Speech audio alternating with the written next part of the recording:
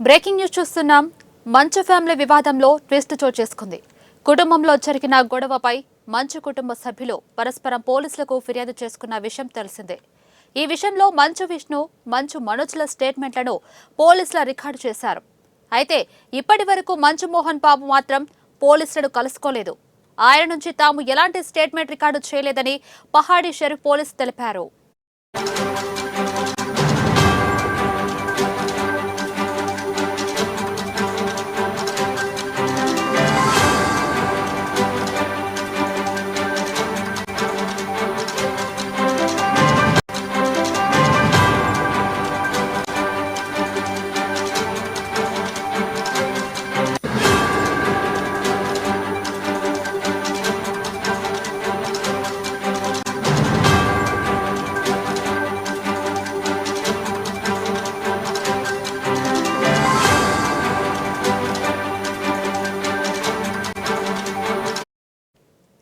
గొడవల నేపథ్యంలో licensed రివాల్వర్ను hand over చేయాలంటూ పోలీసులు నోటీసులు జారీ చేయగా మంచు విష్ణు తన గన్ను అప్పగించారు.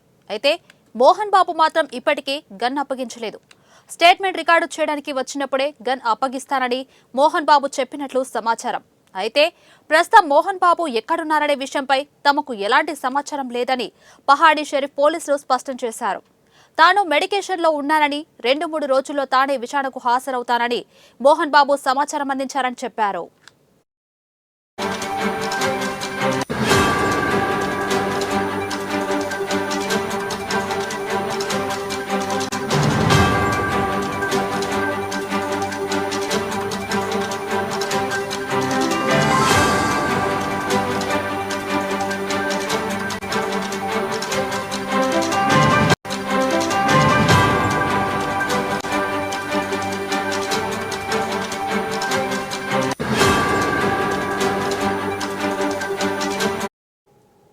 మంచు ఫ్యామిలీ ఫామ్ హౌస్ వద్ద టీవీ9 రిపోర్టర్పై దాడికి సంబంధించి మోహన్ బాబుపై హత్యాయత్నం కేసు నమోదైంది. కేసు తీవ్రత దృష్ట్యా పోలీసులు ఎలాంటి నోటీసులు ఇవ్వకుండానే అరెస్ట్ చేసే అవకాశం ఉంది.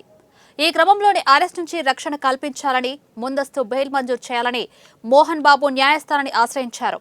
బెయిల్ పిటిషన్ను హైకోర్టు కొట్టేసిందనే ప్రచారం జరుగుతుంది. ఈ క్రమంలోనే మోహన్ బాబు అజ్ఞాతంలోకి వెళ్లారనే ఊహాగానాలు వెలువడుతున్నాయి.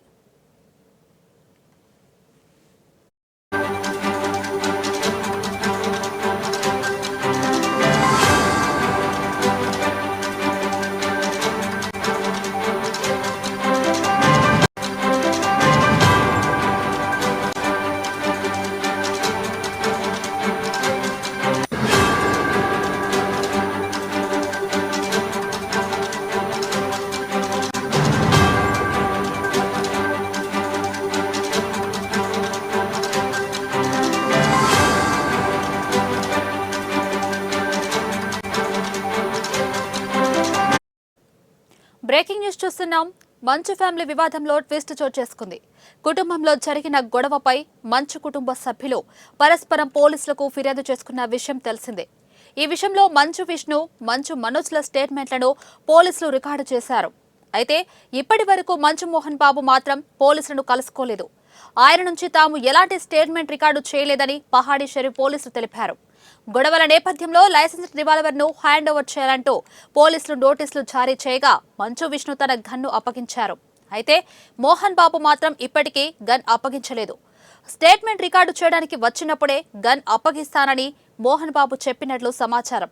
అయితే ప్రస్తుతం మోహన్ బాబు ఎక్కడున్నారనే విషయంపై తమకు ఎలాంటి సమాచారం లేదని పహాడీ షరీఫ్ పోలీసులు స్పష్టం చేశారు.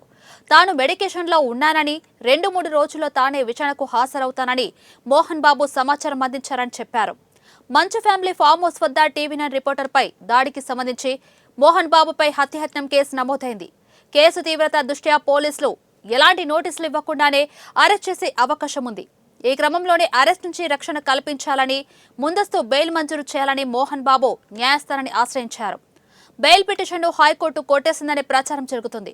ఈ క్రమంలోనే మోహన్ బాబు అజ్ఞాతంలోకి వెళ్లారనే ఊహాగానాలు వెలువడుతున్నాయి.